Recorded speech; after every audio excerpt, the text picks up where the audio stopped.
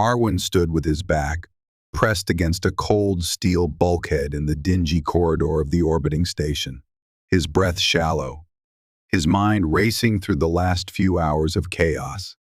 The overhead lights flickered ominously, signaling either a failing power source or deliberate sabotage. Rubbing a trickle of sweat from his forehead, he scanned the shadows, anticipating the footsteps of station authorities, or, worse, the Watchers from the House of Ovir. He had fled from the forced bonding ritual on the planet's surface, a ceremony that threatened to tie his fate to that of a creature he neither knew nor trusted. The House of Ovir had demanded he subjugate himself to their tradition, but Arwin, a free-spirited pilot from the Outworld colonies, wanted no part of that ancient practice. He never expected his fortune to bring him to the orbiting station, let alone to steal a battered freighter from the local merchant docks. But desperation coupled with the faint hope of a hidden future drove him onward. Arwin had heard rumors of a starship known as the Silver Horizon, rumored to be possessed of an old but reliable jump drive that could carry him far from Ovir's reach. He intended to claim it, escape beyond the fringe systems, and vanish into the cosmic haze, where no house or clan could force him to participate in alien bonds. The corridor smelled of ozone and stale recycled air. His footsteps echoed as he half ran, half crept around corners, pausing only to check that no security drones hovered behind him. The station itself, perched above the swirling oceanic planet, was a hive of merchants, criminals, travelers, and self-proclaimed explorers. In such a place, the local authorities maintained only a flimsy facade of law, caring more for bribes and petty alliances than actual justice. This was the sort of environment that worked in Arwin's favor, allowing him to slip through cargo ramps and sealed airlocks with minimal challenge. His mind roved briefly to the ceremony he'd fled. The beast woman, he remembered her only as Lucinda had stood on the dais, flanked by robed officiants, her shimmering eyes regarding him with a mix of curiosity and something more urgent. That primal gaze, both proud and uncertain, had unsettled him. She was said to be from a savage clan, though rumors circulated about her fierce kindness and hidden intelligence. Arwin would have none of it. He had no intention of being bound, fated, or locked into a life he did not choose. Though it pained him to defy an entire planetary house, he had found it simpler to run. Now, as the corridor ended at a wide hatch, Arwin glimpsed the silhouette of a battered old freighter, half lit by the station's overhead illumination. The hull bore the name Silver Horizon in faded stenciled letters, as though the vessel had seen better days. Without hesitation, he approached, scanning the docking clamps. To his relief, a half-asleep deck supervisor, already lulled by a few bribes from Arwin earlier in the night, waved him through. The ramp lowered with a groan, revealing a dimly lit cargo bay that smelled of machine oil and dusty metal. Arwin closed the ramp behind him, stepping into the gloom. He set about the precarious job of overriding the ship's security protocols. In a few swift keystrokes, accompanied by worried glances over his shoulder, he succeeded in seizing the main controls. The ancient systems hummed to life, flickering consoles displaying the readiness of engines and the half-depleted status of the jump drive. It would have to do.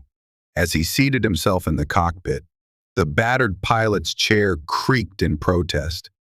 He took a moment to steady his nerves. "Well," he muttered to no one, "here's to forging my own path." With that, he initiated the engine ignition. Outside the freighter, the station's meager docking authority hardly stirred, and before any alarm could fully sound, the Silver Horizon detached from its moorings and drifted into open space. Arwin guided the controls with deft hands, relief flooding him as the vessel pushed away from the station's rotating ring. Freedom. That was his single-minded pursuit. He might have left behind an outraged house, a savage tradition, and an entire planet's worth of unknown consequences. But for a brief, exhilarating moment, the stars belonged to him. No matter what storms the future held, Arwin was determined to be master of his own destiny, unshackled by an alien bond. The first few hours aboard the Silver Horizon were hectic. Arwin busied himself with scanning the star charts, plotting a route that would take him far from the planetary systems allied with Ovir. The old jump drive was limited in its range, so he had to plan carefully, weaving through uncharted sectors where bounty hunters and pirates lurked. It was not an ideal path, but the alternative remaining in known space was unthinkable. He was certain that even now, the House of Ovir had hired or dispatched trackers to seize him, believing him a fugitive who had scorned their revered bonding ritual. In the quiet hush of the cockpit, the only sounds were the hum of the engines and the soft beep of the outdated navigational computer. Outside the reinforced viewport, the stars glittered cold and distant, offering a silent testament to the scale of his journey. Feeling an inexplicable unease, Arwin checked the ship's cargo hold, living quarters, and engine bays to make sure he was truly alone.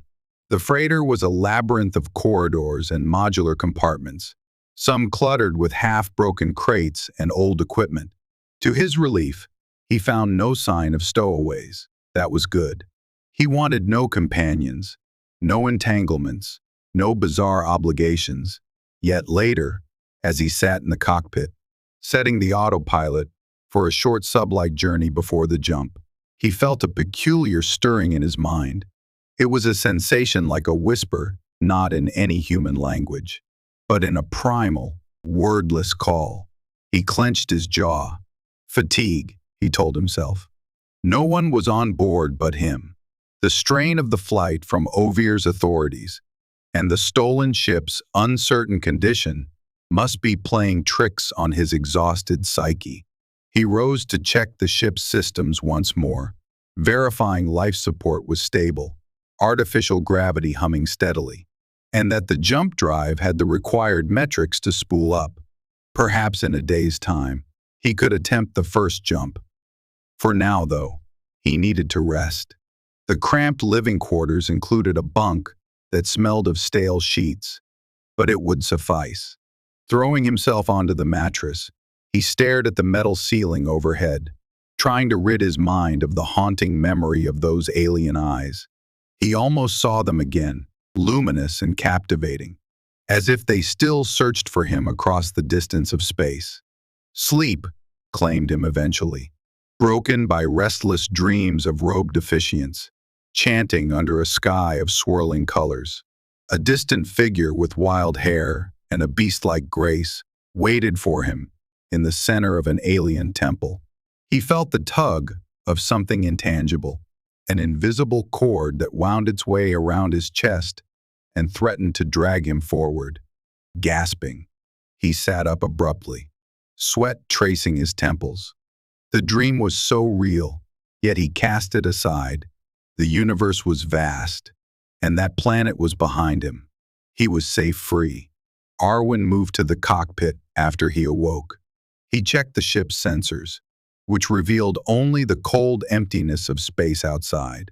Satisfied, he turned to address his growling stomach and rummaged in the galley. Rations aboard the Silver Horizon were meager, vacuum-sealed protein bricks, tasteless meal packs, and stale water in the purifier. The meager fare was hardly a feast, but it would keep him going. As he sipped on a rehydrated beverage, the hairs on the back of his neck prickled. He felt watched. He glanced over his shoulder. Nothing but dusty corridors and flickering overhead lights. Again, he dismissed his paranoia, reasoning that it was merely the stress of his circumstances. Still, his body tensed at every sound: a creaking panel, a distant hiss of steam from the engine room. With a resigned sigh, he decided to do a final, thorough sweep of the ship. It was the only way to dispel his nagging anxiety. He opened compartments, rummaged behind crates, and peered into maintenance tubes. His exhaustion mounted, but he continued, systematically clearing each section. When he made it to the engine bay, a flicker of motion caught his eye. It was slight, but enough to freeze him in place. He stepped cautiously toward a stack of battered crates and saw a silhouette crouched behind them, a figure wearing a hood. Arwin's heart thundered. He was not alone. His first instinct was to reach for a weapon, but he had none on him, having stowed his sidearm in the cockpit. Slowly, he raised his hands, palms outward. "Whoever you are," he called, voice low, "come out." A low, resonant growl was the answer. The figure slowly rose, stepping into the dim light. As the hood fell away, Arwin's eyes widened in disbelief. It was Lucinda, the very beast woman he had left behind on Ovir, the supposed bride from the forced bonding. Her features were distinctly humanoid. With a sharp elegance, her eyes glowed with faint luminescence in the dim light, and her posture was both fierce and uncertain. "You," Arwin's voice faltered. For a moment, he could only stare, mind racing. "How did you get on my ship?" She glared at him, her breath coming in soft hisses. Her attire was disheveled, her hair tangled from who knew how many hours hiding in the cargo hold. "You stole this vessel," she said slowly, her voice resonant and accented with the lilts of her people. "You thought I would not follow." Arwin exhaled, an edge of frustration flaring inside him. It was the last scenario he had anticipated. "The entire point of leaving," he muttered, "was to escape you and the house's ritual." "So how did you board without me noticing?" Lucinda's lips twitched, revealing a pair of elongated canines typical of her beast-like lineage. "When you fled, I realized we were connected." She hesitated, then squared her shoulders defiantly. "I slipped onto the station behind you, bribed a few watchers, and sneaked aboard before you launched. I've been hiding here, waiting to see what you'd do," he groaned, pressing a hand to his forehead. "This is impossible. I will not be part of your house's ancient bonding." His voice rose, echoing in the cramped engine bay. He found himself unnerved by the calm, unwavering focus in her bright eyes. "Just listen," he said, striving for reason. "I can drop you off at the next station. We can go our separate ways." Her expression flickered with something akin to sorrow, then hardened. "We cannot sever the bond so easily. I left my home behind to find you, to see if you would reject me, truly, or if fear guided your steps." Anger, confusion, and a trace of guilt churned in Arwin's chest. The vow that the House of Ovir demanded was no light matter. For some of Lucinda's people, it was a deep, instinctual contract, forming a connection that transcended simple words. Now, here she stood on his stolen ship, her presence alone threatening to unravel his carefully laid plans. With a resigned breath, he gestured to the corridor. "All right," he said, "we'll figure something out.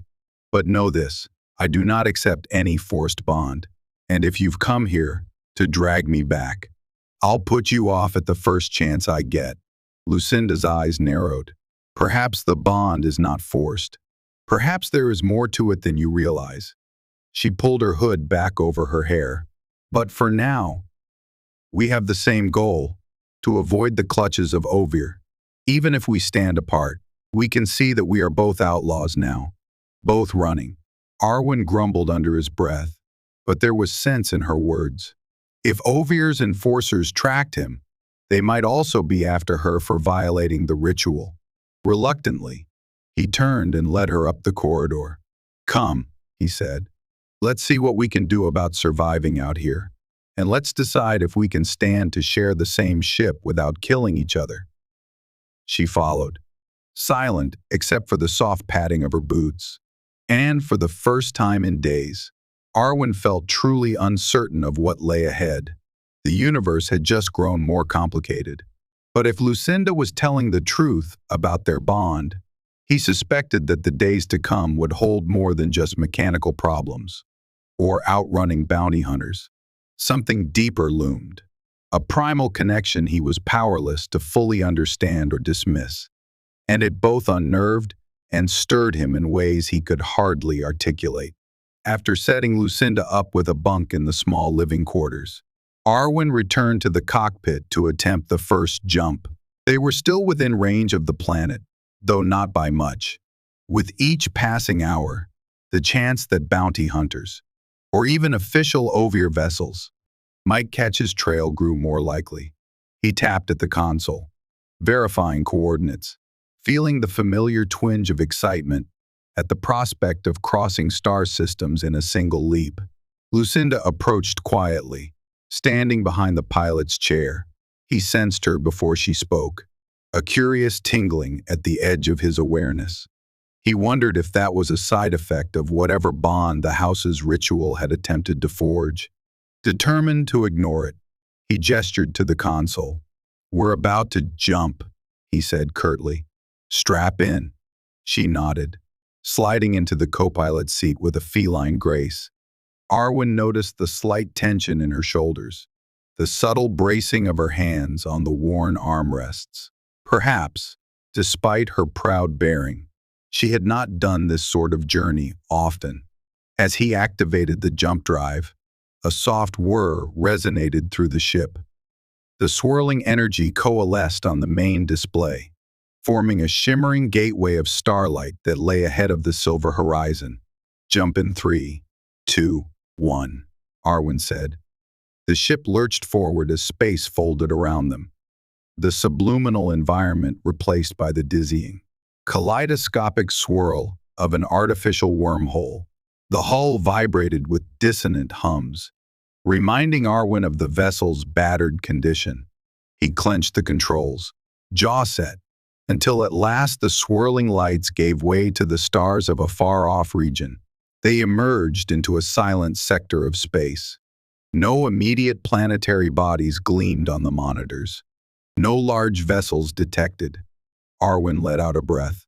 "We made it," he glanced at Lucinda.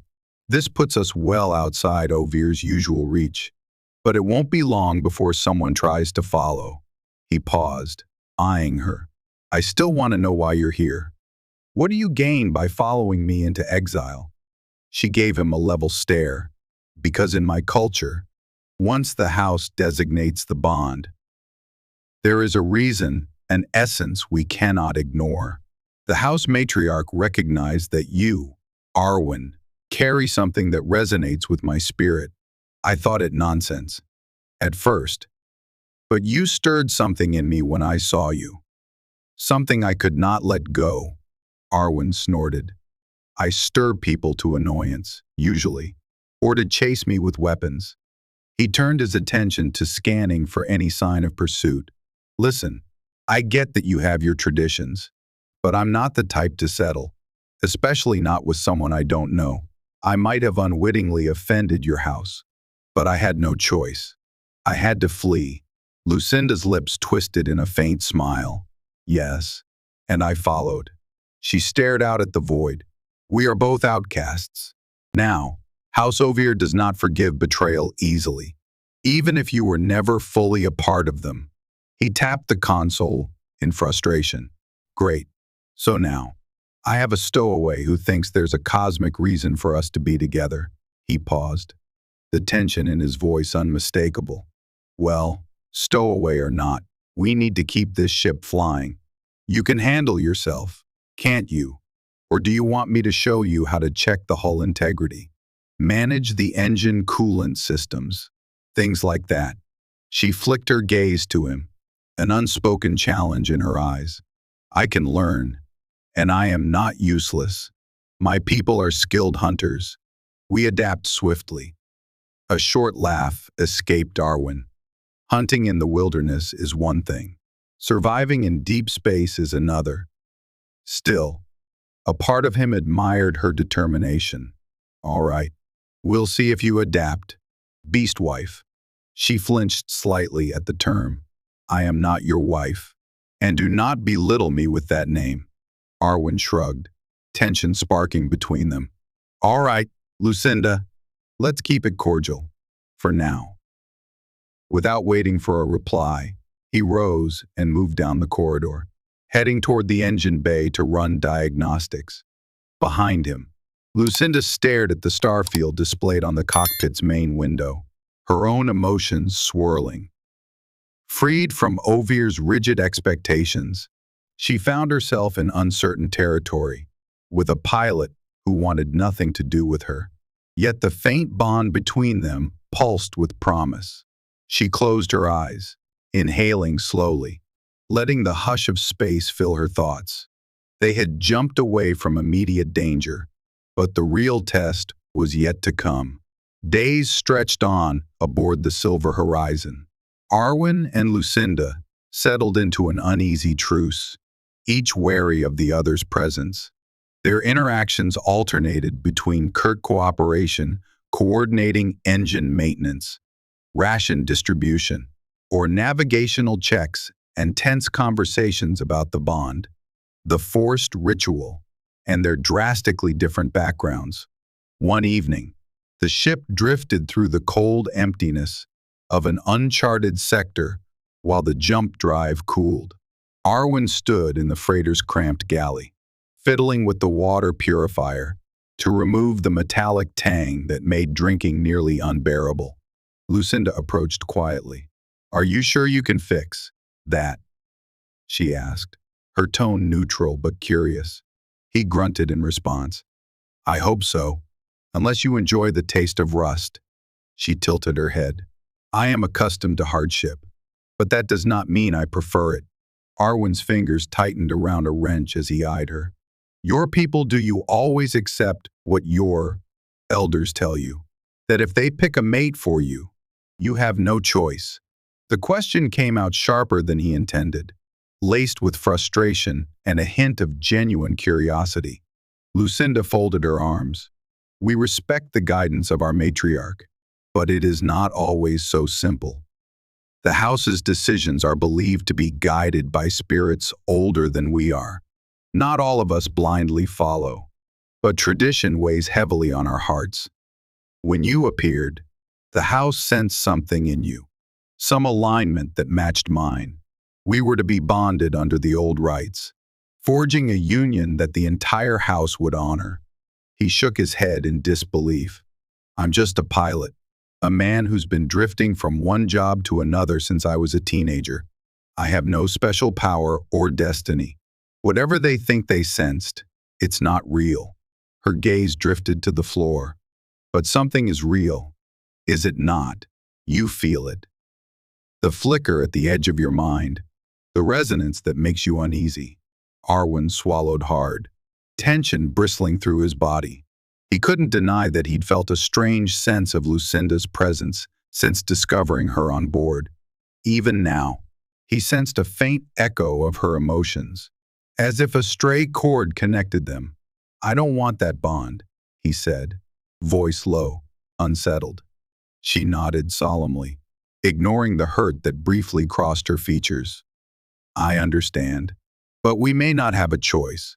Bonds formed by the ancient rites are rarely undone without consequence. Silence filled the small galley, punctuated only by the steady dripping of water through the purifier. Arwin found himself torn between anger and an odd protectiveness he refused to acknowledge. With a curt gesture, he turned back to the purifier. We'll figure it out, he managed. I'll find a way to cut whatever tie we have. Lucinda bowed her head.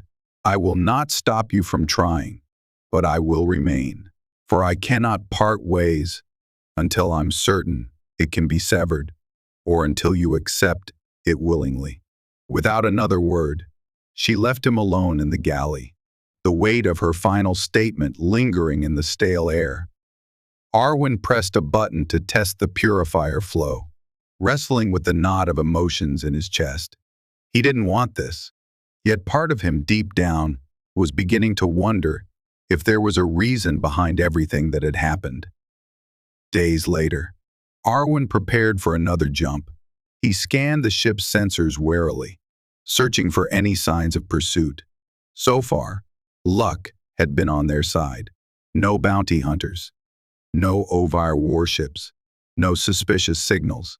Yet the universe was vast, and trouble lurked behind every star cluster if one was unlucky enough.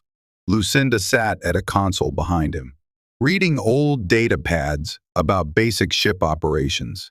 She insisted on learning, even though Arwin never offered formal lessons. He occasionally found her cross-referencing starship manuals with the ship's actual systems, meticulously bridging the gap between text and reality. For someone forced upon him, she was surprisingly resourceful. "Spin up the jump drive," Arwin said. She nodded, pressing a series of commands. The drive hummed, a deep vibrato that filled the cockpit. Arwin waited for the readout. "Coordinates locked?" he asked. "Yes," Lucinda replied quietly. "Ready when you are." He keyed the thrusters, easing the silver horizon into position. As he triggered the jump, the stars warped, and a maelstrom of twisting light consumed the viewport. Lucinda watched in mute fascination. A moment later, they emerged into a new system, an uncharted star shining in the distance. The ship's scanners pinged softly as they adjusted to the region's background radiation. Arwin studied the console with a frown. "Strange," he muttered. "There's some kind of anomaly near the fourth orbit. Looks like a mass reading that doesn't match any planet or asteroid belt. Could be a derelict station, or even a trap." Lucinda leaned forward, eyes narrowing. "Should we avoid it?" he considered. "Might be best to give it a wide berth. We're low on supplies, though, and if that anomaly is salvageable wreckage or an old resource hub, it could help us restock. The question is, does the risk outweigh the potential reward?" She pursed her lips, silent for a moment. "We should see what it is," cautiously. "If you plan to live out here, you cannot always run from every unknown." A mirthless chuckle escaped him. "Fine advice for the stowaway who chased me across space." But he couldn't ignore the logic.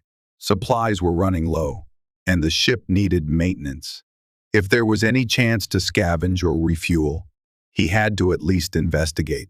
Under minimal thrust, they guided the silver horizon closer to the anomaly. The sensor readings clarified an ancient space station, drifting in a slow orbit around a burned-out planet. The station's design was archaic, possibly centuries old, with large ring sections battered by micrometeors and cosmic debris. As they approached, Arwin's mind whirled with possibilities. If the station had an operational docking bay, they might find some spare parts, some rations, maybe even something valuable to trade if they found a friendly outpost later. But caution remained paramount. Stations like this often housed pirates, rogue AIs, or worse.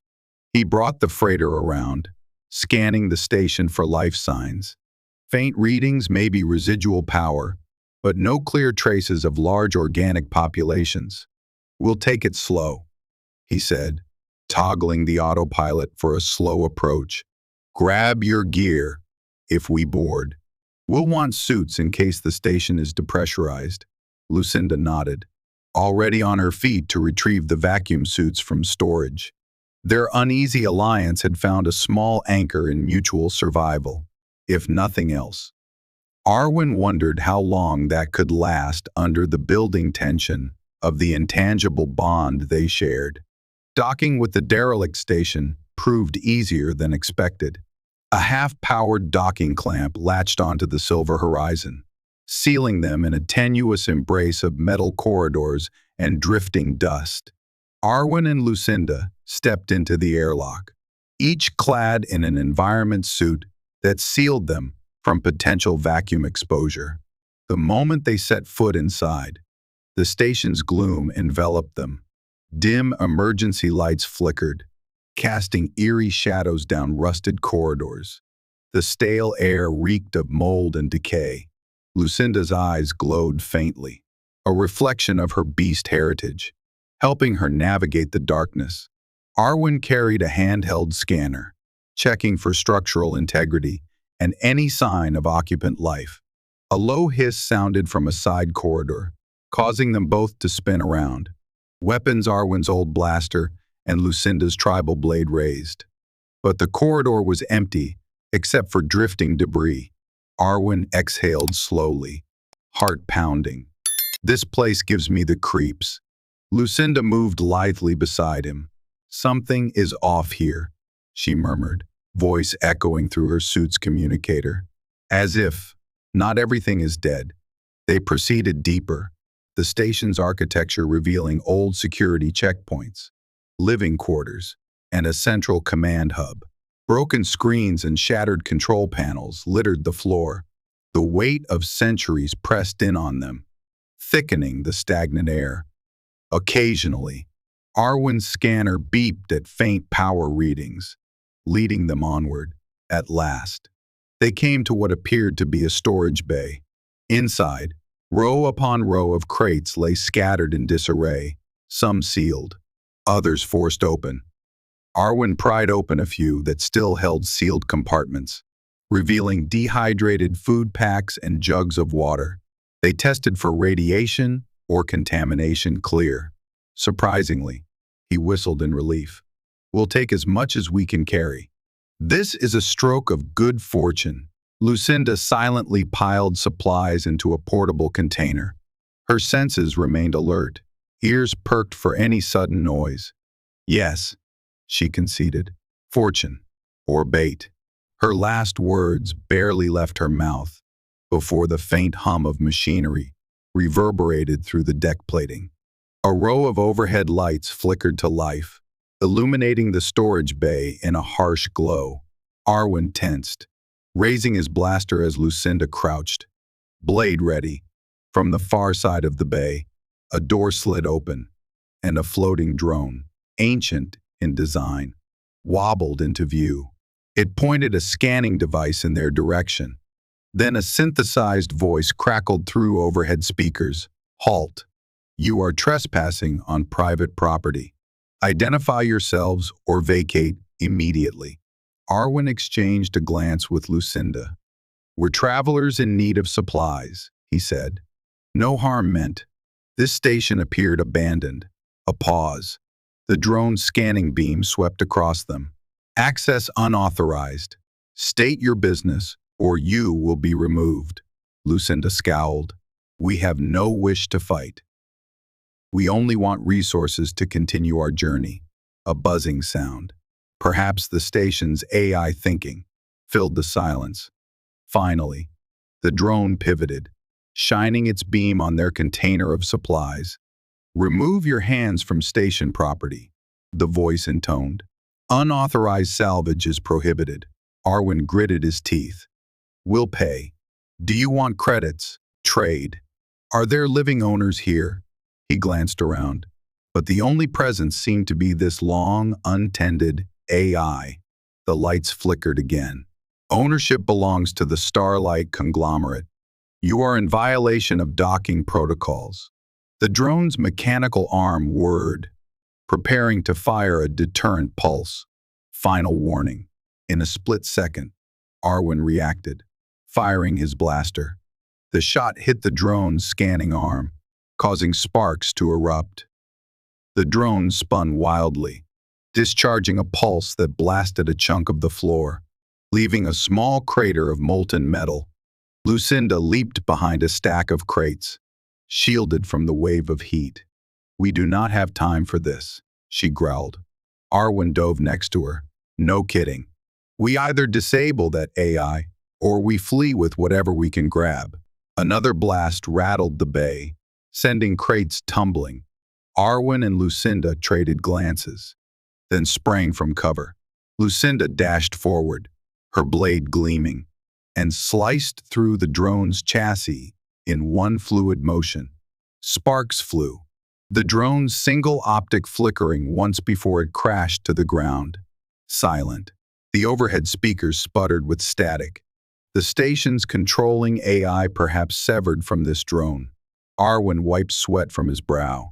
We should leave. Whatever is left of the AI might have more defenses. Grab what we have, and let's go. With urgency, they secured the container of food and water, hastening back through the dim corridors to the docking clamp. Each step echoed. Lights continued to flare sporadically, and a klaxon, faint but insistent, began wailing in the distance, as if the station finally recognized intruders. By the time they reached the silver horizon, Arwin's heart pounded and Lucinda's breath came in ragged gasps. They slammed the airlock behind them, hastily undocked, and fired the freighter's thrusters, disengaging from the station. As they drifted free, Arwin angled the ship away, praying no external turret or defense system would power up and strike them down. To their relief, the station remained inert, the faint swirl of lights behind them indicating only partial functionality. When they were safely away, Lucinda peeled off her suit's helmet, exhaling deeply. "We have supplies now," she said, her voice quiet. "At least that was not in vain." Arwin nodded. "Yeah, could have been worse. I'm just glad we made it out." He began plotting a course away from the station's orbit, mind still buzzing with adrenaline. Glancing at Lucinda, he found a sense of camaraderie in her eyes that had not been there before. For a moment, their ongoing tensions regarding the bond were overshadowed by a shared victory, a small triumph against the ghosts of the void. With their newly acquired supplies, Arwin and Lucinda managed to extend their limited rations. After a few days of cautious travel, they found a remote system with a tiny outpost orbiting a bluish gas giant. Though uncertain if Ovir's influence might reach that far, Arwin decided to risk a brief landing for minor repairs and perhaps more discreet information about any potential bounty on his head. They approached the outpost's docking ring, finding it remarkably less chaotic than the station he had first stolen the Silver Horizon from. Here, a small congregation of ships, mostly older vessels, floated amid the gentle hum of electromagnetic tethers that anchored them. Arwin cleared docking protocols, with the local control tower using a forged transponder ID so far. No immediate alarms. He exhaled in relief. As the ramp lowered, the outpost's stale, processed air greeted them.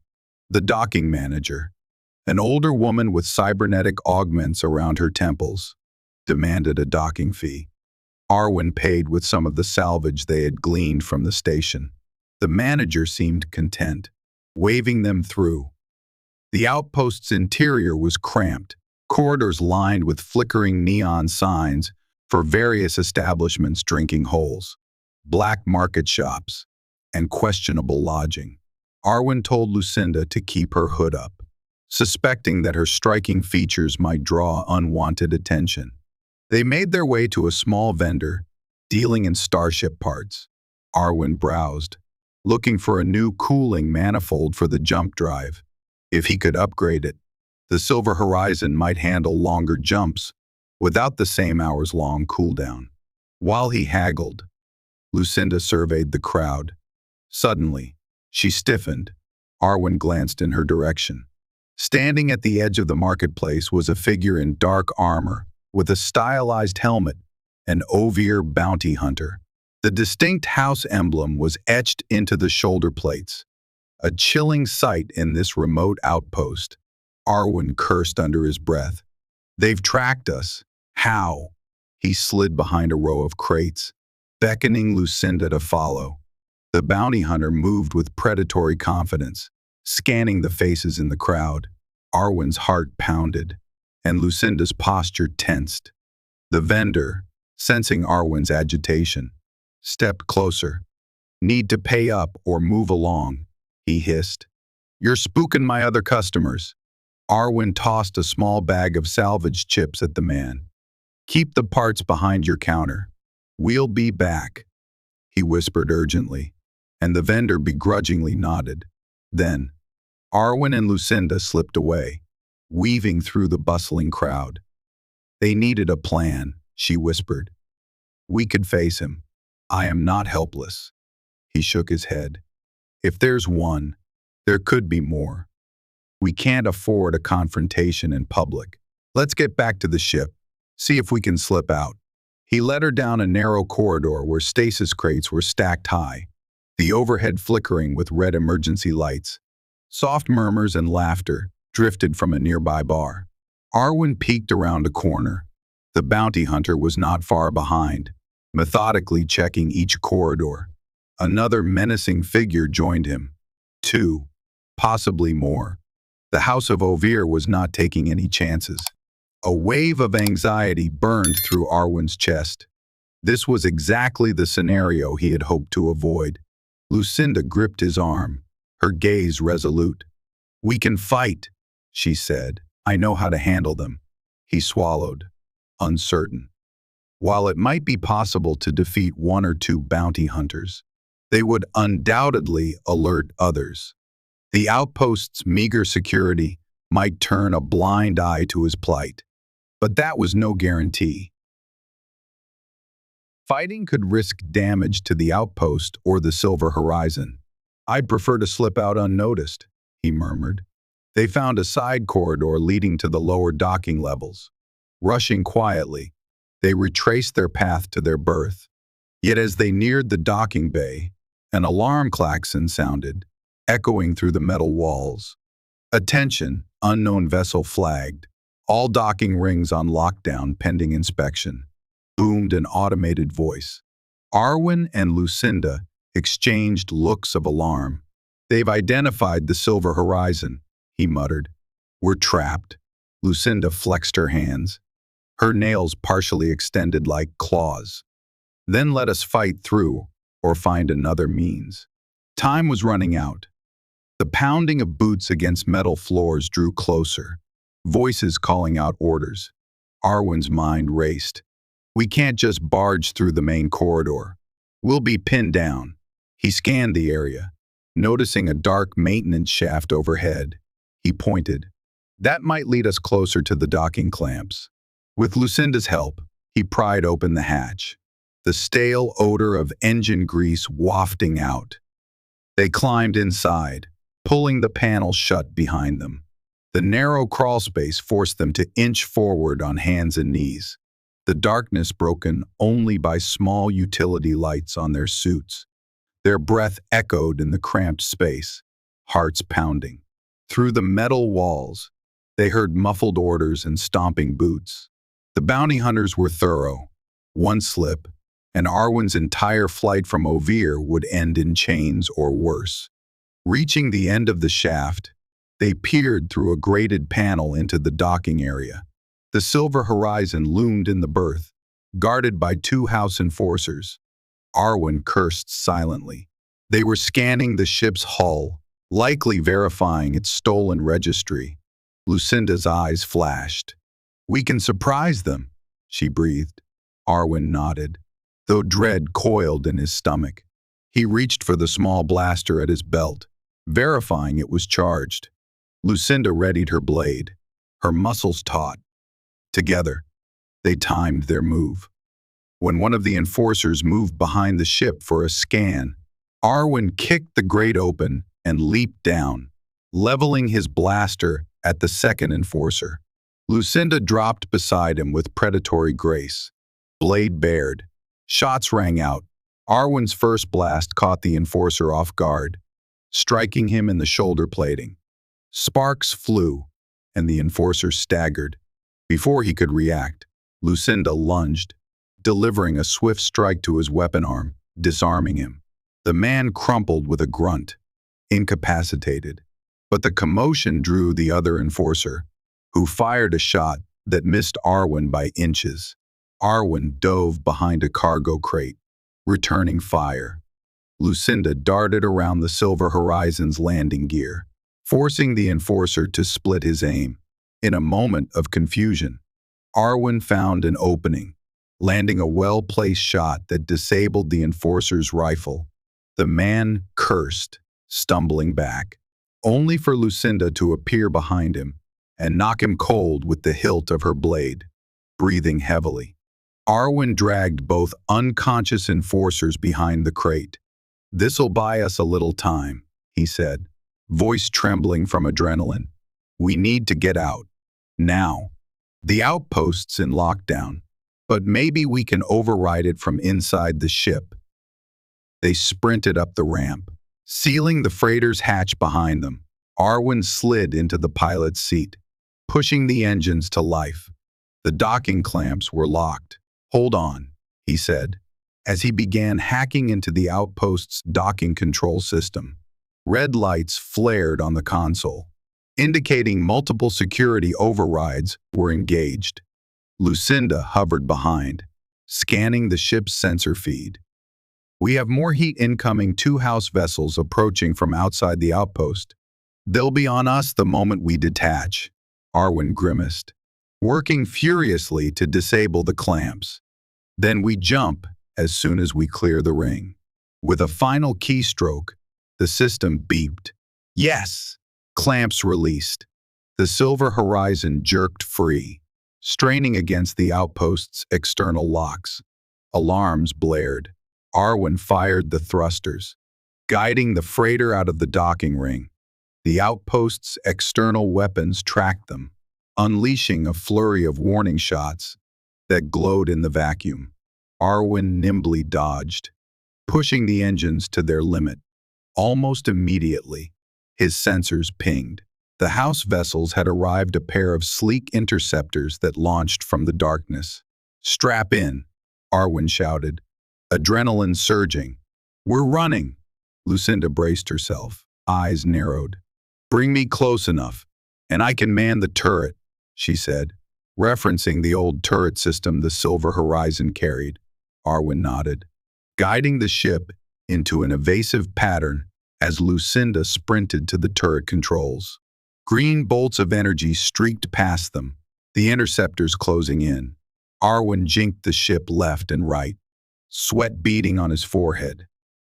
"They're fast," he muttered. "But if we can spool the jump drive, we might lose them." Lucinda fired the turret, short bursts of plasma that scattered the interceptors, forcing them to weave away. It bought Arwin precious seconds. He rerouted power to the jump drive, ignoring the engine's pained groan. "Come on," he hissed. "Come on." A bright flash lit the viewport as an interceptor's shot grazed the freighter's hull, sending a shudder through the deck. Arwin cursed, stabilizing the controls.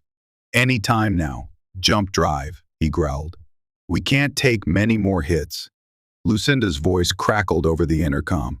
"Target them near the wingtips. They have less shielding there." She loosed another volley, forcing the interceptors to break formation. Arwin heard a comforting ping. The jump drive was finally ready. Without hesitation, he slammed the lever. Space warped around them, the violent swirl of lights enveloping the freighter as it vanished from the outpost's sector. The interceptor's barrage froze in empty space, their quarry gone. Inside the Silver Horizon, the jump bubble stabilized, sending a final tremor through the hull. Arwin exhaled, leaning back in his seat. Lucinda appeared behind him moments later, tension lining her face. "We made it." He managed a shaky grin. "Barely," as the swirling lights of the jump corridor carried them to another unknown system. Arwin's heart still pounded. They had escaped the outpost and Ovir's immediate clutches, but every time they surfaced, the house's hunters grew closer and more numerous. Soon, outrunning them might not be enough. Yet, for the moment, they were alive. And in that sliver of respite, Arwin allowed himself a rare flicker of gratitude that Lucinda was there beside him, fierce and unwavering. They might be bound in a way he despised, but their shared survival was a fragile tether tying them together more tightly than either cared to admit. Hours after escaping the outpost, Arwin and Lucinda let the silver horizon drift in a safe region of empty space, the jump drive needing time to cool. The external hull required patching after the interceptor's barrage, and the battered engines groaned for maintenance. Arwin found Lucinda in the galley, kneeling as she carefully wrapped a bandage around a burn on her forearm. She must have been grazed by a stray shot in the turret chamber. Concern flickered in his chest. "Let me see," he offered, crouching beside her. She tensed slightly but allowed him to inspect the wound. The burn wasn't severe, but it needed proper treatment. Arwin retrieved a small med kit, gently applying a salve. He noticed the strength in her arm, the taut muscle beneath her fur-tinged skin, and something stirred within him, an unspoken connection that wove between them. He tried to ignore it, focusing on the task. "Thanks," she said quietly, wincing as the salve stung. Then she eyed him. "You risked much back there," he shrugged, finishing the bandage. "Couldn't let them take you, and me." He cleared his throat, backing away. The closeness between them made him uneasy, especially now that he was more aware of the intangible bond. "We should plan our next move. This jumping around blindly isn't sustainable. We need a safe harbor." Lucinda flexed her bandaged arm. "Is there such a place?" Ovier's reach seems long. Arwin thought of a rumor he had heard once, about a hidden colony on the edge of the galaxy. A place where outcasts, smugglers, and those fleeing from oppressive regimes found refuge. "I've heard whispers of a place called Blackwood's Rest," he said hesitantly. "It's far, practically a myth. But if it exists, it might be outside any house's control. We could disappear." Her gaze sharpened. "If it's real, that might be our best chance." She stood, eyes lingering on his. "We are forced to cooperate, yes, but thank you for your help. We fought well together." He looked away, uncertain how to respond. There was a tension in the air, an acknowledgement that they were forging a partnership out of necessity, and perhaps out of something more complex. "I'll chart a course," he said gruffly. Throughout the day, Arwin set the nav computer to search partial star charts for rumored coordinates that matched Blackwood's Rest. He cross-referenced stolen data from the Outpost with the snippets he'd gleaned from his own memory. Meanwhile, Lucinda reorganized their supplies, mindful that more battles and more jumps would tax both the ship and their resources. A few times, Arwin caught himself listening for her footsteps, oddly comforted by the presence of another soul aboard the freighter. He told himself it was mere survival instinct, that having an ally eased his burden. But in truth, a deeper part of him pulsed with a connection that had taken root from the moment the House of Ovier first tried to bond them. Late that night, as the ship's lights dimmed to mimic a sleep cycle, Arwin stared at the starfield passing through the cockpit viewport. In the reflection, he saw Lucinda's silhouette standing behind him, silent and watchful. He did not turn. The bond between them hung heavy in the confined space. "I can feel your restlessness," she said softly. "It keeps me awake as well," Arwin exhaled. "Does it work both ways?" "Yes, to a degree. It's strange. I sense glimpses of your emotions, your fears. I imagine you sense mine. I can guard my secrets, but not so easily my feelings. This is why such bonds are rare outside my people. They can be overwhelming for those not raised with them." He finally looked at her, the cockpit lights illuminating her features. "So, we're stuck with it unless we find a way to undo it." Her expression was unreadable. "Unless you come to accept it, which would strengthen it. But I sense your refusal." He leaned forward, resting his forearms on the console. "I'm sorry. I know this might not be easy for you, either. But I didn't ask for this. I never wanted it. She nodded, turning to leave. Before she stepped away, she whispered, "Nor did I choose this path. But some things are determined by forces we cannot control. Perhaps we can learn to live with it, or at least not let it destroy us." Her footsteps faded, leaving Arwin alone once more. He shut his eyes, wrestling with the swirl of conflicting emotions. Survival and freedom had been his driving forces, yet the bond grew more tangible by the day. He wondered whether the universe was playing a cruel joke, or if, despite all his resistance, he was exactly where he was meant to be. The journey to locate Blackwood's rest began in earnest. Guided by half-rumors and data fragments, Arwin charted a course through obscure star clusters, relying on the jump drive's fragile endurance. Each jump took them deeper into the frontier, where pirates roamed and law was non-existent. Their uncertain pilgrimage was punctuated by moments of intense hostility. A pirate frigate attacked them in an asteroid belt, forcing Arwin into frantic, evasive maneuvers, while Lucinda manned the turret with deadly precision. They escaped, albeit with more hull damage. Another close brush with a lurking presence, a silent stealth ship that scanned them once, then vanished, left them rattled but unmolested. In these trials, Arwin and Lucinda honed their teamwork, their wordless communication fueled by the bond that danced at the edges of their awareness. One quiet evening, as they drifted in the shadow of a massive, ringed planet, Lucinda approached Arwin with a question that had clearly weighed on her mind. "Have you ever thought," she began hesitantly, "that your life might be more than what you believed? That maybe the House of Ovir chose you not at random, but because of something in your lineage or soul?" He bristled. "I'm just a freelance pilot. My parents were asteroid miners. They died when I was young, so I drifted between foster colonies. There's nothing special about me," she frowned. "Yet I sense a latent power, a thread that resonates with mine, though yours is unawakened. The ritual was meant to forge a synergy between us." Arwin folded his arms. "If there's power in me, it's hidden so well that I've never found it.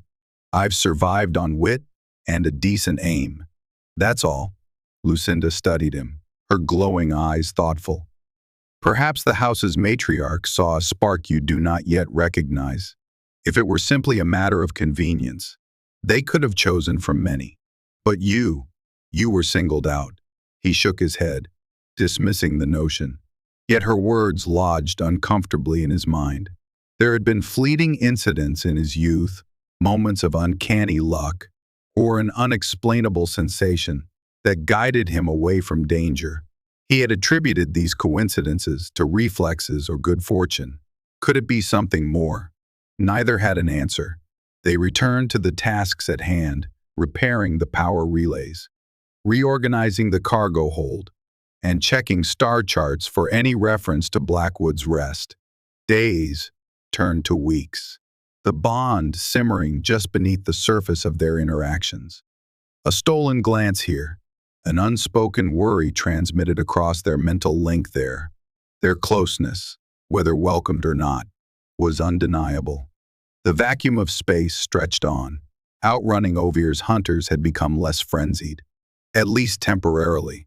Yet Arwin sensed they were never truly safe. House Ovir had vast resources. If they wanted to track a stolen ship and a runaway bride, they would never stop. During one routine jump, something unexpected happened. As the silver horizon slid into the swirling vortex of the jump corridor, a burst of white light blinded the cockpit. A tremor rocked the ship, alarms shrieking. Arwin scrambled to keep the freighter stable, the controls spasming under his grip. Lucinda rushed to his side, bracing him. "What's happening?" He gritted his teeth, checking the readouts. Some kind of interference. The drive's signature is off the charts. Sparks burst from a console. "Hang on!" They were flung out of the jump corridor with a jarring lurch, the swirling lights replaced by an unfamiliar starfield. The ship spun, inertial dampeners struggling to compensate. Arwin wrestled the controls, gradually steadying the freighter's roll. When the ship at last calmed, they found themselves floating near a massive derelict cruiser, dwarfed by the swirling cosmos behind it. Arwin's heart hammered. What in the... Did we just fall out of a forced jump? He scanned the immediate environment. There's a gravitational anomaly here. That cruiser. Maybe it got caught too. Lucinda gazed at the hulk drifting silently. I see no lights. It seems truly abandoned. Arwin nodded, fists clenched on the controls. We're stuck. The drive overheated. We need time to fix it. If it's even repairable. The bond's tension flickered between them, shared worry, shared fear. They were stranded, overshadowed by a mysterious warship from a bygone era. And with the House of Ovire searching relentlessly, being immobilized was a nightmare. Yet there was no immediate alternative. Releasing a slow, ragged breath, Arwin guided the silver horizon to a cautious distance from the cruiser. Let's hope we can salvage parts there, or at least hide until we fix our jump drive. Because right now, we're sitting ducks. Lucinda's expression hardened, her eyes fixed on the colossal wreck. Then we survive, as we have before, together. Their destinies were bound, whether they liked it or not. The universe, in all its vastness, seemed intent on forcing them to confront the bond that tied them, forging a path neither had sought but both were compelled to traverse. The warship's silhouette loomed like a titan in the void's sleek lines, and battered hull plating hinting at a storied past. Arwin scanned its profile, noting the advanced design that suggested it was far from any known manufacturer. Perhaps it predated modern starship corporations, or was constructed by a civilization long lost. In any case, it was massive, hundreds of meters longer than the silver horizon, bristling with weapon mounts now dark and cold. Lucinda joined him in the cockpit, gazing at the sensor readouts. No life signs. Minimal power. We may be able to board safely. Arwin grimaced. Safely is relative, but we're short on options. Our jump drive is fried, and the nearest charted station is too far on sublight. He hesitated. Fine. We'll check for salvage. Maybe we'll find a backup coolant unit or some advanced power cells to fix the drive. He set the silver horizon to match rotation with the drifting cruiser. They donned environment suits and carried weapons. As they approached the cruiser's docking port, Arwin's stomach twisted with memories of the last derelict they boarded. This was bigger, older, and potentially more dangerous. Upon forcing an external hatch, they found themselves in a cavernous corridor with imposing archways. The architecture was both utilitarian and strangely ornate, as though designed by an alien mind that valued aesthetic curves as much as function. The corridor's walls bore faint marking symbols and script unknown to Arwin. Dim emergency lights flickered at intervals, casting eerie shadows. They advanced cautiously, boots echoing on metal floors. Arwin's handheld scanner picked up faint energy readings, pointing them deeper into the heart of the ship. Along the way, they passed crew quarters, sealed labs, and an expansive armory. Most of the weapon racks were empty, though a few alien rifles lay in disrepair. Lucinda paused, examining one, her expression intrigued. Look at these inscriptions, she said, holding the rifle under her suit light. They resemble the runes used by certain ancient star-faring races. I recall legends about a war centuries ago, fought by a coalition of species that used advanced energy-based sigils in their weaponry. Arwin frowned, carefully setting the rifle aside. Whatever it is, let's stay focused. We need power modules, something to jumpstart our ship. He led her through a heavy blast door, partially jammed. Together, they pried it open, revealing a large engineering bay. Consoles lined the walls, and in the center, an enormous reactor core towered, dormant but intact. Excitement fluttered in Arwin's chest. If that reactor still has power cells online, we might be able to siphon something for the Silver Horizon. He approached a console, fumbling with alien controls. The interface was cryptic, the language unknown. We need a translator program or a universal interface device, he muttered. Lucinda helped him pry open a panel, revealing rows of cylindrical power cells.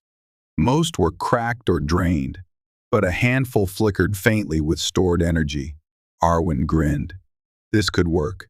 They look robust. If we can adapt them to our jump drive, we might not only repair it, but upgrade it. As they worked, the bond between them thrummed gently.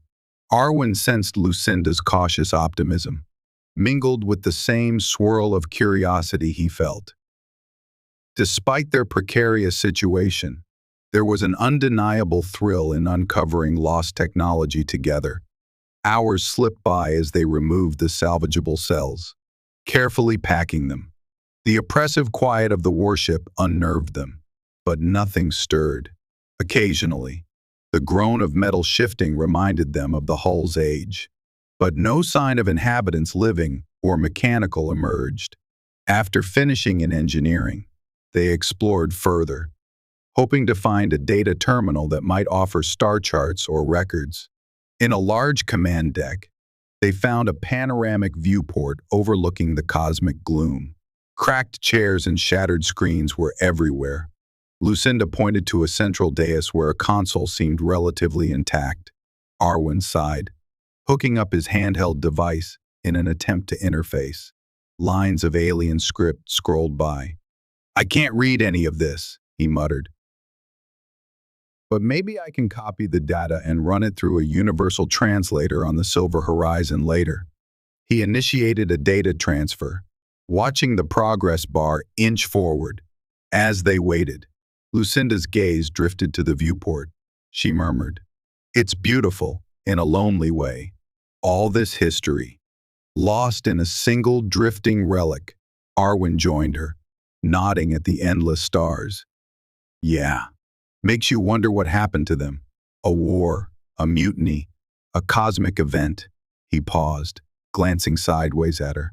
I'm sorry for dragging you along." She tilted her head. "You did not drag me. I chose to follow." The bond was only part of that choice. He found no immediate reply. Before he could speak further, the console beeped. The data transfer was complete. Arwin disconnected his device. "We have what we need. Let's get back. I want to see if these cells can fix our drive." They retraced their steps, the corridors just as silent as before. Relief washed over Arwin when they emerged through the cruiser's outer hatch and returned to the Silver Horizon.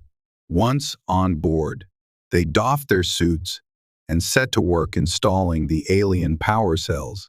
The process was intricate. Arwin rigged the cells to the jump drive's manifold, while Lucinda handed him tools and held cables in place. After hours of painstaking labor, Arwin pressed the final connection into place. A gentle hum resonated through the deck. Lights flickered in the engine bay, and the jump drive's readouts glowed with unexpected vigor.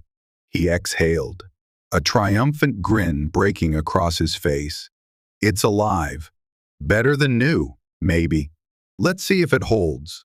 Lucinda returned his smile, her eyes reflecting the same cautious elation. "We've done it. Now we can leave this place." Arwin nodded. "Once we rest a bit, we'll jump. But first, I want to run the data we copied through the translator. See if anything about Blackwood's rest or known star routes is in there."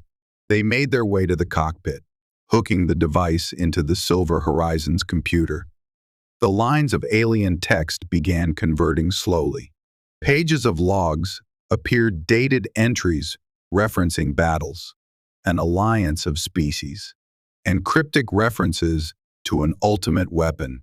In scattered fragments, Arwin read of a star system on the far fringe, rumored to hide a sanctuary for refugees from the war. A name surfaced in the translation, Haven of the Blackwood. Lucinda caught her breath. That might be it. Blackwood's Rest, or some variant.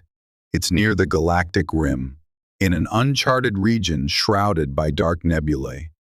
Arwin's eyes lit up. This is more than rumor. This cruiser might have been on its way there, or trying to find it. It's real. As the final lines translated, a piece of star coordinates came through, fragmented but potentially enough. Arwin carefully saved them. We have a heading now. Let's see if the drive can handle it. If we can reach the outer rim, maybe we can lay low. He glanced at Lucinda. For the first time since their flight began, hope flared within him.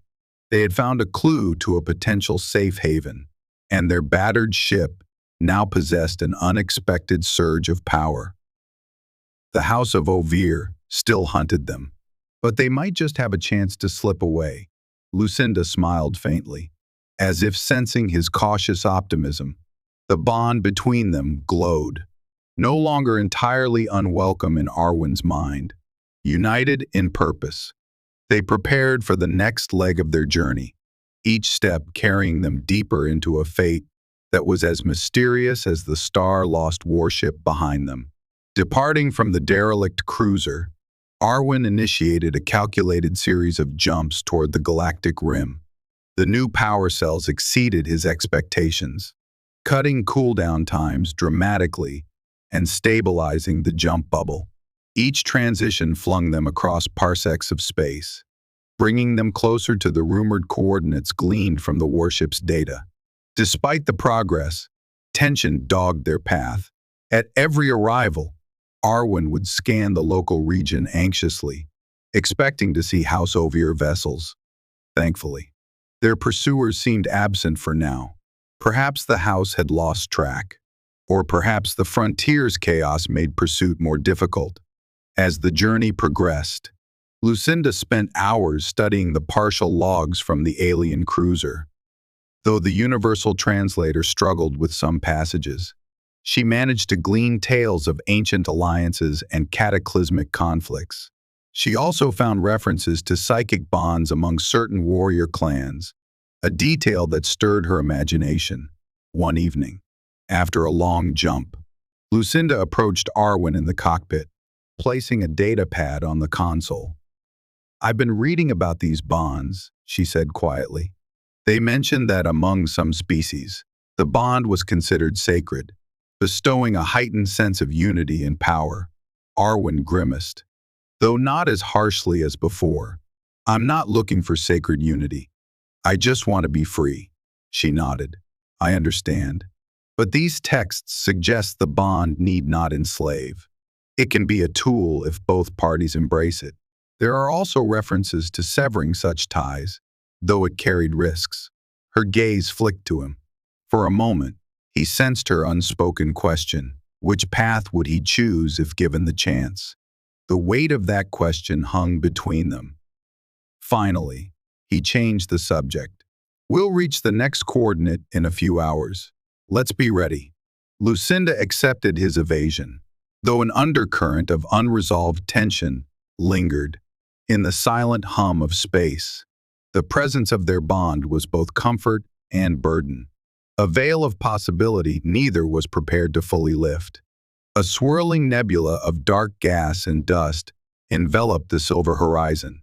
The swirling eddies of cosmic matter partially obscured sensor readings, forcing Arwin to navigate by old-fashioned manual scanning and the star charts from the warship's data. Clusters of glowing particulate matter glinted among the darkness, reminding Arwin of bioluminescent creatures in a vast cosmic sea. Lucinda stood by his side, eyes wide at the haunting beauty. "It's like staring into a living shadow." He nodded, sweat beading on his brow as he guided the ship carefully. One misstep could hurl them into a cloud of charged particles, or gravitational eddies that would tear the freighter apart. Just watch the sensor feedback. If you see any spikes, let me know. Her hands danced over the console. I see a gravitational drift to starboard, adjusting thrusters. The hull vibrated faintly. She gave him a tense glance. We're stable again, Arwin exhaled. This region's a navigational nightmare. No wonder it's rumored to hide outlaws. If Blackwood's rest is here, it's well protected by the nebula alone. Hours crawled by as they threaded through the swirling darkness. Occasionally, faint radio bursts in alien languages echoed across the comms, but none responded to Arwin's cautious hails. The sense of being watched crept into his mind, perhaps a projection of his own paranoia or the bond amplifying Lucinda's similar unease. At last, they emerged into a pocket of relatively clear space. Ahead, a cluster of faint lights shimmered a sprawling station or settlement built into the craggy surface of a large asteroid. Spires of metal rose from the rock, dotted with glowing windows and docking platforms. A battered sign in multiple languages and some unidentifiable scripts flickered on the approach. Welcome to BLAC KWODS Rest. No extradition. No questions. Arwin let out a shaky laugh. They're certainly upfront about it.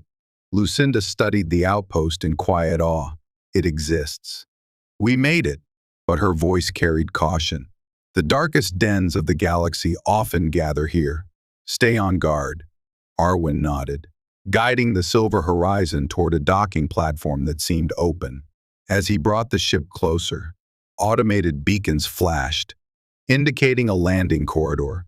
No one hailed them. No official demanded identification. That was simultaneously reassuring and unsettling. The freighter touched down on a wide durasteel pad. Arwin powered down the engines, turning to Lucinda. We've come a long way for this. Let's hope it's worth it. She checked her blade, ensuring it was secure at her hip. We'll see soon enough. Perhaps here we can find a way to break the bond or a way to live with it unthreatened. Arwin rose, heart pounding with a mix of relief and apprehension. They had reached the fabled safe haven, but safety, in the lawless corners of the galaxy, was always relative. Their presence might draw attention, especially if the House of Ovier's bounty was known. Still, for the first time since they fled, they had arrived somewhere truly beyond Ovier's standard reach. The bond flickered between them, resonating with unspoken possibilities. Together, they descended the ramp into the uncertain shadows of Blackwood's rest, hoping to forge a new life or find a decisive resolution to the chain that bound their fates. Blackwood's rest proved a labyrinthine warren of corridors, carved into the asteroid's interior, interspersed with metallic walkways linking various modules. Dim overhead lamps revealed an eclectic population, humans of all colonies, reptilian aliens, cybernetically enhanced outcasts, and solitary wanderers from species Arwin couldn't name.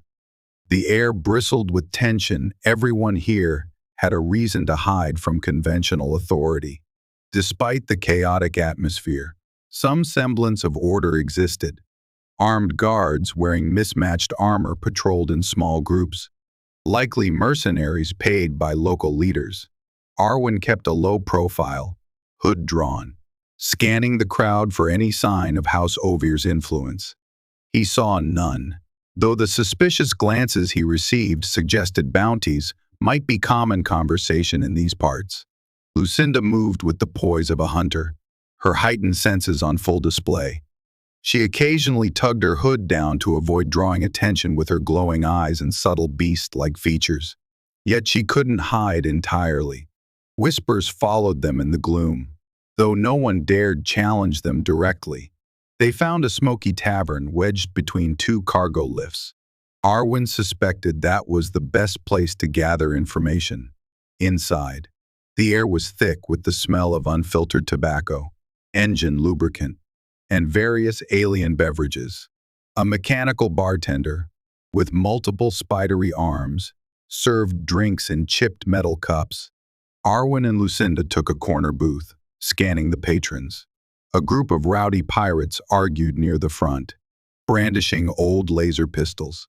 A silent trio of cloaked figures occupied another table, their expressions obscured by tinted visors.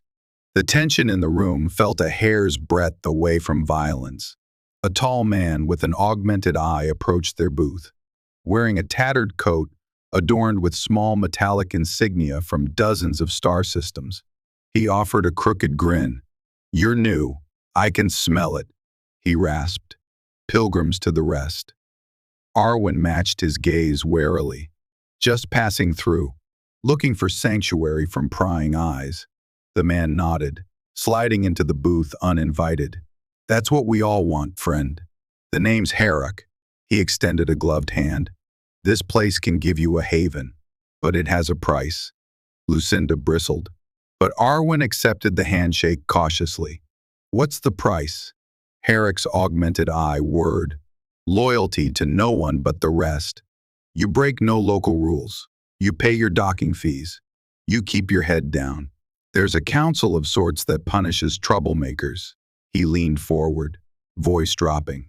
"But if you come with a bounty on your heads, well, some in the rest might see a chance to cash in.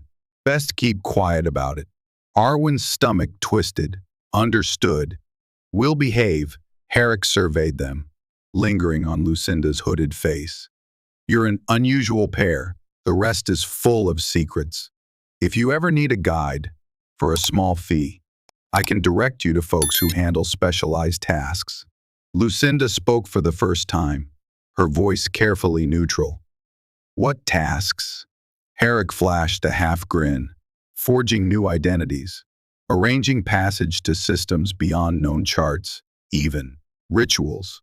If that's your bent, we got all manner of fixers, priests, dot conjurers, and genesmiths. You name it, you can buy it. It's a free market for outcasts." Arwin exchanged a glance with Lucinda. Perhaps they could find someone who knew how to break or harness their bond. "Where would we find such a ritual expert?" Arwin ventured cautiously. Herrick's grin widened. "Plenty of shamans, mediums, and fringe scientists dwell in the deeper levels. Hard to say which ones are real and which ones are con artists.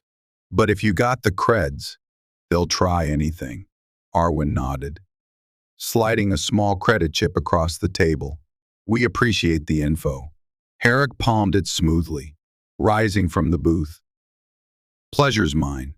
Look for the sign of the crescent serpent in the lower decks if you want to dabble in the arcane. Word is, there's a powerful adept there, a bit insane, but might help with spiritual matters." Lucinda's eyes narrowed. "Thank you," she said softly. Herrick winked, then disappeared into the crowd. Leaning back, Arwin let out a breath. "Crescent serpent. Sounds ominous, but it might be our best lead for severing this bond, or for finding a way to remain hidden from Ovir forever." Lucinda's posture stiffened, an internal conflict evident in her expression. "We must be cautious," she finally said. "Whatever method they use could be dangerous. Still, this is the first place we've found where no one wants to deliver us to Over, at least not openly." Their plan decided. They finished their meager drinks and left the tavern, weaving through the corridors of Blackwood's Rest to locate this rumored adept.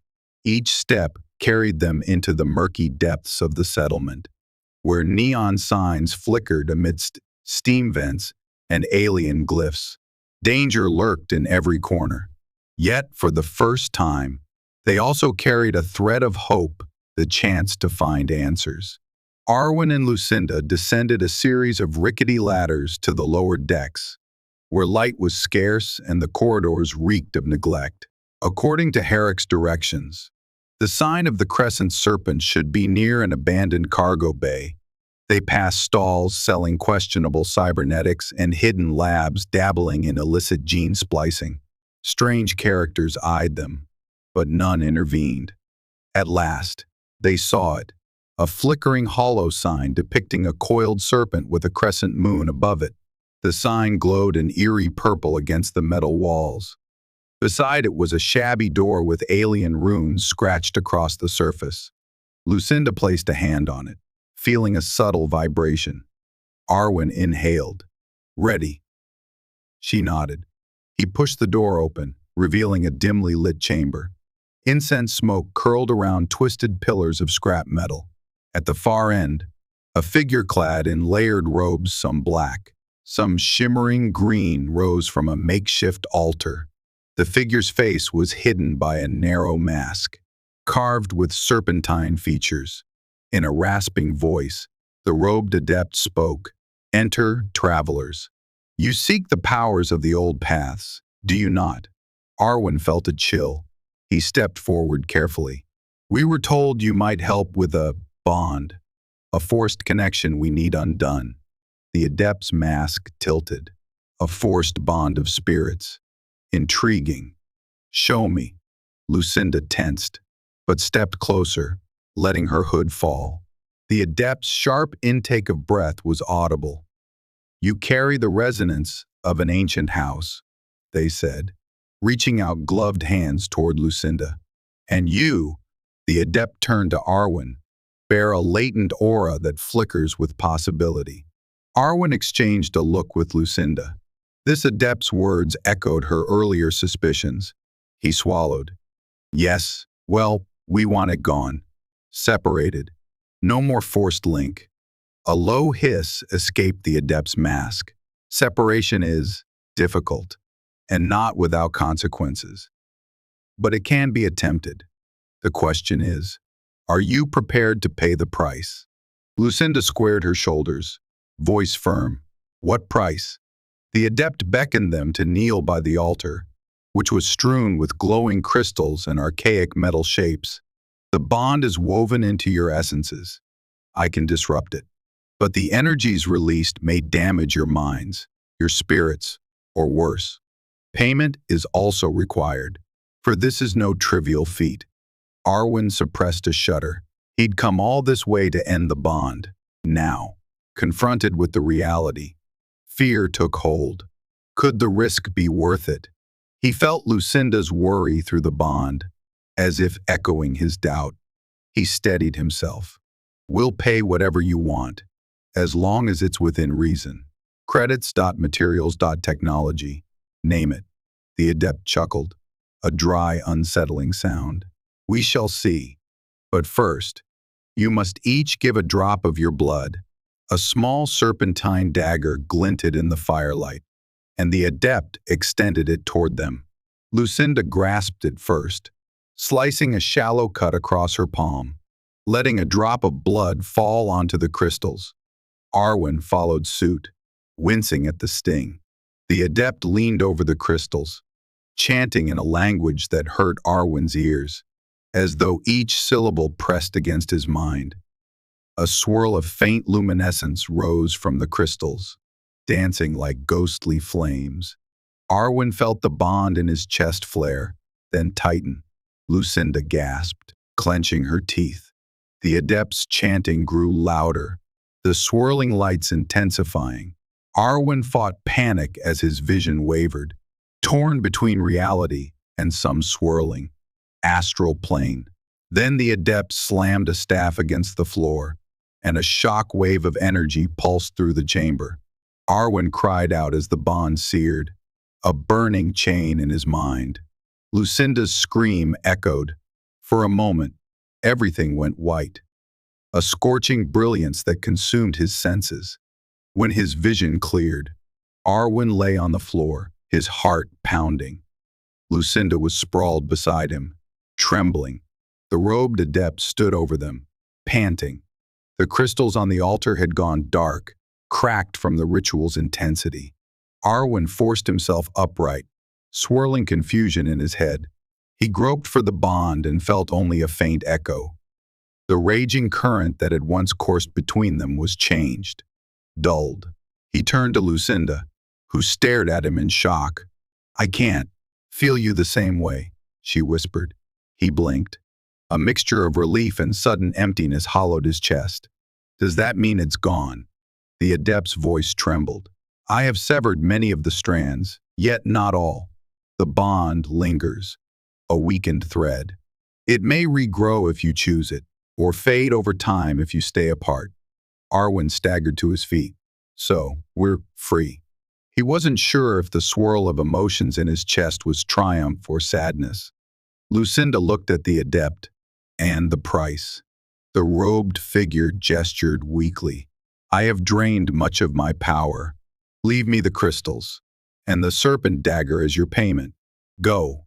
If you choose to remain parted, the bond shall wither. If you stay together, who can say? She turned to Arwin, her expression unreadable. He extended a hand to help her up. As their fingers touched, Arwin noticed the spark was diminished. Part of him felt relieved, part of him oddly bereft. They left the adept, hearts pounding, and stepped into the corridor. Arwin pressed a hand against the wall to steady himself. We did it, he murmured. The bond's almost gone. We're not forced anymore. Lucinda's face reflected a tangle of emotions. Yes, she said softly, we are free now. Yet as they made their way back through the winding passages to the upper decks, Arwin couldn't shake the unsettling sense that something precious had been lost as well. This was what he wanted, he reminded himself. This was the entire goal of his flight from Ovir. So why did he feel a pang of regret?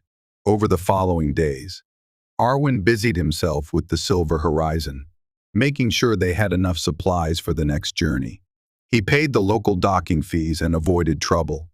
Meanwhile, Lucinda wandered Blackwood's Rest, exploring its market stalls, forging small alliances with outcast traders, and occasionally returning to the ship with fresh produce or mechanical odds and ends. As time passed, Arwin and Lucinda found themselves talking less. The severed bond left them uncertain how to interact. Their synergy in battle or crisis no longer crackled with shared instinct. In its place was an awkward distance, as if they were near strangers forced to share a living space. One evening, Arwin sat alone in the cockpit, staring at the starfield that flickered beyond the settlement's docking dome. He felt an unexpected loneliness in the quiet. His entire journey had been consumed by the need to escape the forced bond. Yet now that it was effectively gone, he couldn't simply return to his old existence. Lucinda entered, her expression subdued. We've resupplied enough to travel anywhere, she said, placing a data slate on the console. We could slip away before House Ovir tracks us. Are you leaving soon? He hesitated. The plan had been to vanish into the galaxy, far from Ovir, free from the bond. But where to go? I was thinking about it, he admitted. What about you?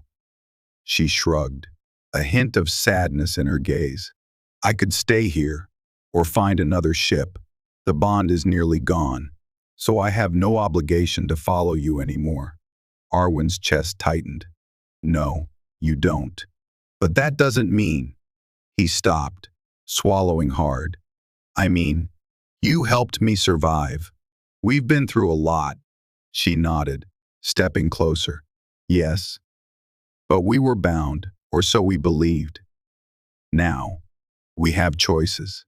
Her voice softened. I do not regret following you. I see your spirit, Arwin. You are more than you realize. But you've made it clear you never wanted me tied to you. He rubbed a hand over his face, struggling to form coherent thoughts. Maybe I was wrong, he said quietly. I ran from a bond forced on me by an alien house. Yes, but in running, I found someone who risked everything for me, who fought by my side. You're not just a bondmate, he trailed off, uncertain how to articulate the feelings swirling within him. A faint, tentative smile curved her lips. I know. Our bond was forced. But perhaps what grew between us beyond the bond was real. Silence stretched, heavy with meaning. Arwin exhaled shakily. If you still want to break free, I won't stop you. I'll even give you the Silver Horizon if that's what you need. I can find another ship. But if there's any chance you want to stay, I think I'd like you to." Lucinda's eyes glistened with unshed emotion. She stepped forward, placing a gentle hand against his cheek. He felt a muted version of that old spark. No longer an unbreakable chain, but a quiet, voluntary connection.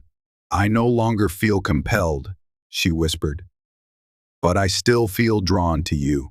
That is enough reason to stay." Arwin's breath caught. Tentatively, he leaned in, and their foreheads touched. The hum of the cockpit faded into the background.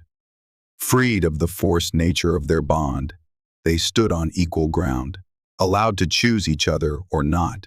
For a moment, the universe shrank to the fragile space between them, where possibility blossomed.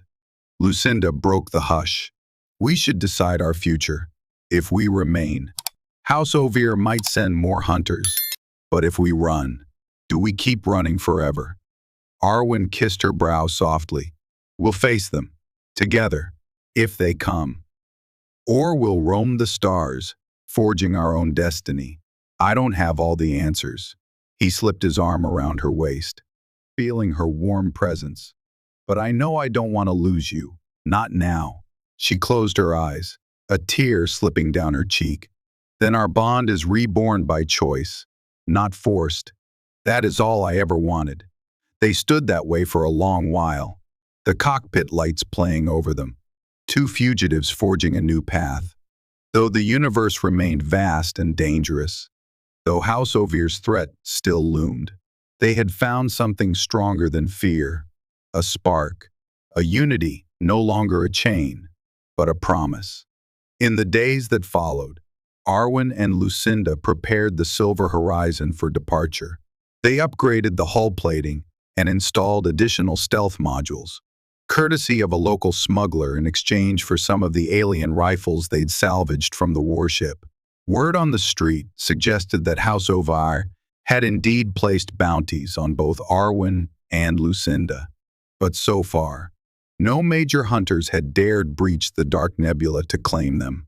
At night, the pair shared private moments, talking about their pasts and dreams. Arwin found himself opening up about his lost childhood, the confusion of drifting between colonies, and the sense of emptiness he had carried for years. Lucinda recounted her own upbringing in Overe's house, how she was taught to value tradition and the old ways, yet always felt a yearning for something more. They realized they had been lonely travelers even before the bond, searching for meaning in different ways.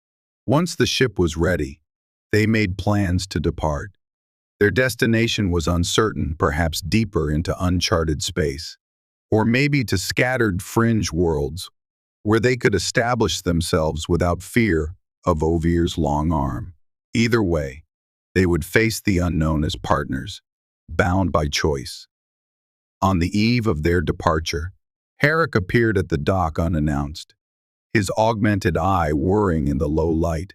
"Heard you two are leaving," he said, handing Arwin a small data chip, a token of thanks for stirring up business. "Plenty of folks heard about your run from Overe. Keeps things interesting." Arwin took the chip warily. "What's on it?"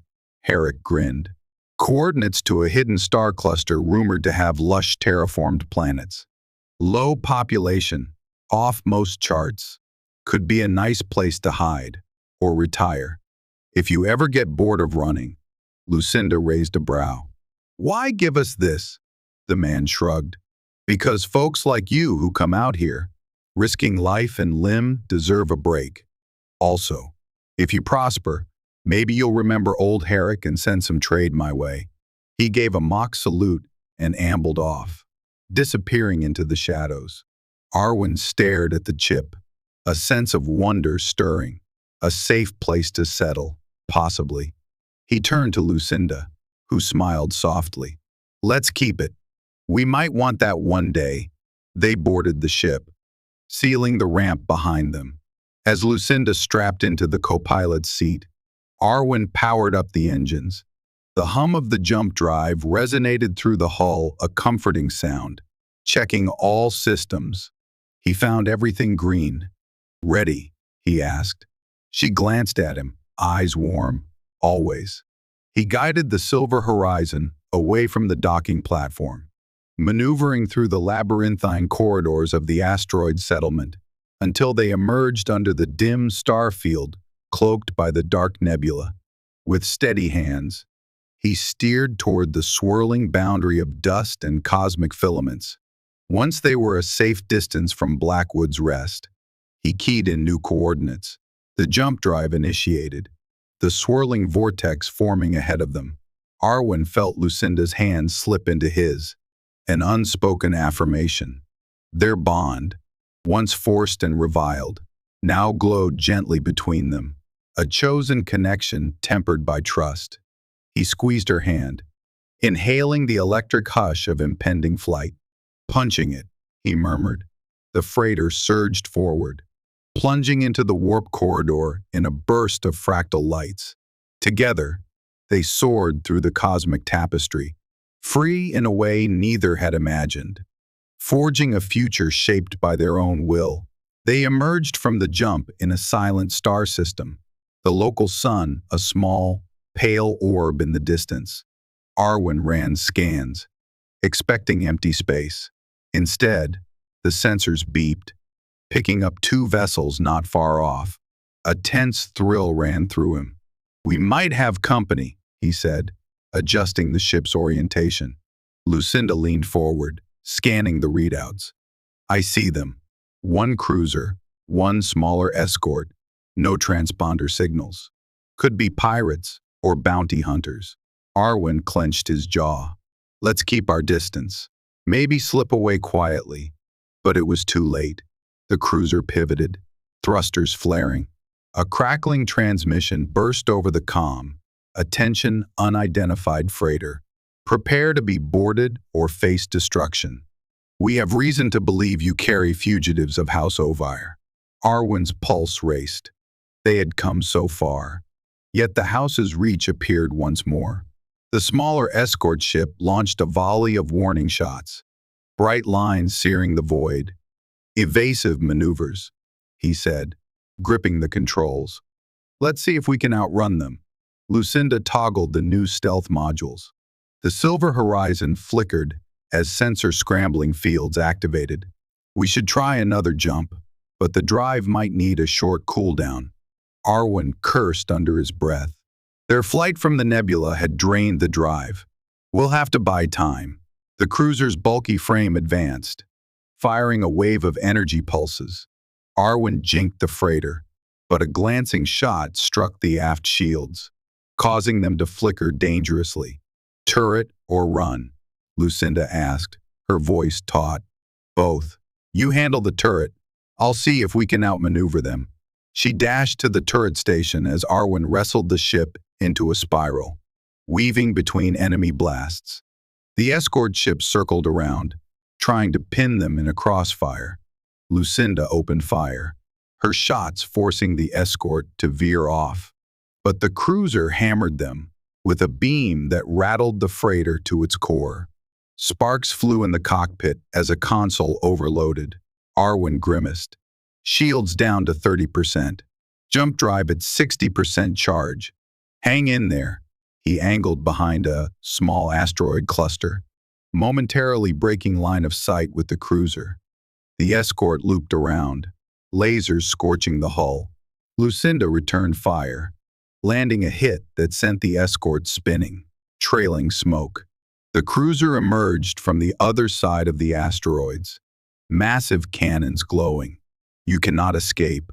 Fugitives," boomed the comm. "Stand down or be destroyed." Arwin set his jaw, his heart pounding. He refused to yield now. They had come too far, fought too hard. The jump drive beeped, nearing readiness. "Just a bit more time," he muttered. Lucinda's voice crackled over the intercom. "The cruiser is charging a main cannon.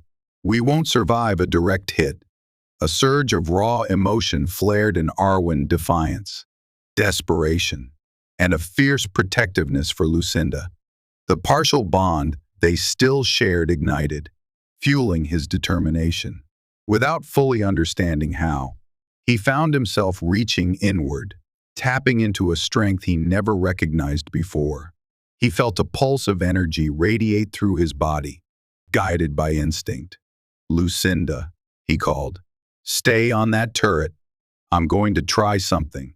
He closed his eyes, focusing on the intangible link. In a fleeting moment, he imagined forging a shield of willpower, a psychic barrier. The house matriarch had once claimed he possessed hidden potential. Maybe, just maybe, it was real. The cruiser fired its main cannon, a glowing lance of destruction that tore toward the silver horizon. Arwin snapped his eyes open, hands gripping the control yoke. A wave of heat and force slammed against the ship. For an instant, time seemed to slow. He felt Lucinda's presence blazing in his mind, echoing his defiance. The beam dissipated against the silver horizon's hull, not fully, but enough to spare them complete annihilation. The ship rocked, shields flaring, hull plating sizzling. Warning alarms shrieked. Arwin coughed as smoke filled the cockpit. But they were still flying, battered yet unbroken. Lucinda's awed voice came over the comm. "That should have destroyed us. How did we?" Arwin could hardly speak. Some mysterious force had intervened, presumably triggered by their nascent bond. "I don't know," he rasped. "But we're alive. Jump drive is online." He jammed the lever forward. The swirling tunnel of the jump corridor opened, swallowing the silver horizon as the cruiser tried in vain to land a second blow. In a flash, they were gone, leaving their attackers behind in the cold vacuum. Within the warp corridor, Arwin slumped in the pilot's seat, sweat pouring down his face. His body trembled with exhaustion. Lucinda entered the cockpit moments later, kneeling beside him. Her eyes shone with concern. "Arwin, that was impossible. You shielded us somehow." He shook his head weakly. "I just felt something. Maybe the house matriarch was right about me. Maybe our bond awakened it. I don't know. I'm just grateful it worked." She clasped his hand, tears in her eyes. "You saved us. You saved me." He managed a faint smile. "We saved each other." Pulling her close, he let the tension dissolve into a trembling relief. Their future was still uncertain, but in that moment, they had transcended the shackles of Ovir's forced bond, forging a new power from genuine unity. When they dropped out of the jump corridor, they found themselves on the edge of a quiet star system with a single, small, greenish planet. Sensors indicated it was partially terraformed, with a breathable atmosphere. Arwin guided the silver horizon into orbit, relief flooding him at the absence of hostile ships. They landed on a plateau by a rolling sea, the air crisp under a pale sun. As they exited the ship, the breeze ruffled their hair, carrying the scent of distant flowers. Lucinda inhaled deeply, eyes shimmering with wonder. Arwin took in the sweeping vista, a horizon unspoiled by civilization. Perhaps this was the place Herrick's chip hinted at, or just another sanctuary unknown to the galaxy. They walked the shore hand in hand, quiet for a while, letting the gentle waves lap at their boots. At last, Lucinda turned to him, a smile curving her lips. "We've run so far, fought so many dangers. Maybe we deserve a moment of peace." Arwin gazed at her, heart warm. "I never thought I'd stop running, but maybe we've earned the right to rest, even if it's just for a little while." They found a spot under a cluster of tall, swaying trees. Arwin dropped to the soft grass, Lucinda settling beside him. A tranquility enveloped them, broken only by the rustle of leaves and the distant cries of alien birds. In that stillness, Arwin felt the echoes of the bond less a chain than a comforting presence. Their forced link was severed, replaced by a chosen connection grounded in shared experiences and genuine care. After some time, Lucinda spoke. The House of Ovir will always be out there, but they do not define us anymore. If they come for us, we'll stand together. If we choose to roam, we'll roam together. No fear, no forced vows. Arwin nodded, lacing his fingers with hers. When I ran from Ovir, all I wanted was to escape, but I found something else, someone else. He pressed his forehead to hers. I choose you, not because I have to, but because I want to. A tear slipped down her cheek, though her smile glowed. I choose you, Arwin, in any star system, under any sky. They embraced, the dying sunlight painting them in gold. The winding path that had begun with a stolen ship and a forced alien bond led them here to a peaceful shore where they could finally shape their own destiny. And so, in the hush of that uncharted world, Arwin and Lucinda forged a new beginning, a happy ending, not as captives of an ancient rite, but as two kindred spirits who, against all odds, discovered the power of a bond freely chosen. Whether they stayed on that tranquil planet or soared once more among the stars, they would face whatever came next, side by side, their hearts and futures entwined.